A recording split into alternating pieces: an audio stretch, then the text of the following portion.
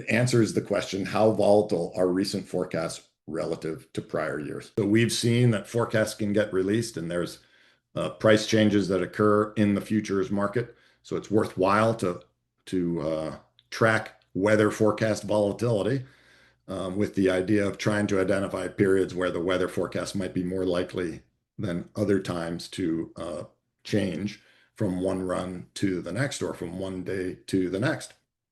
So it turns out that we recently released a new product, and it is an API that provides 8 years of crop production weighted 0Z and 12Z ECMWF, the available AIFS data, GEFS and GFS forecasts.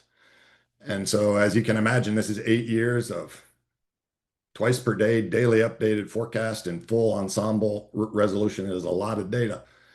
To boil it down to workable data volumes, we've calculated the forecast history in terms of Brazil soybean production weighted precipitation and temperature forecasts, or Argentinian corn and soybean weighted temperature and precipitation forecasts.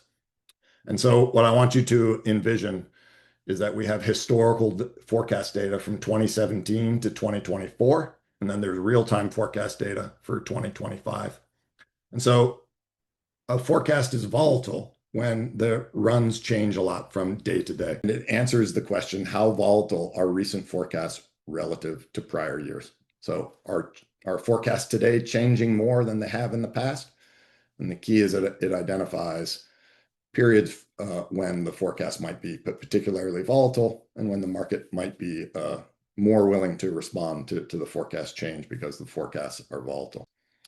And then turning to Argentina, we see the numbers are larger. So for Argentina soybeans, a volatility index of 1.5 means that the forecasts are 150% more volatile than they are during the prior 8 years. And the same thing for corn.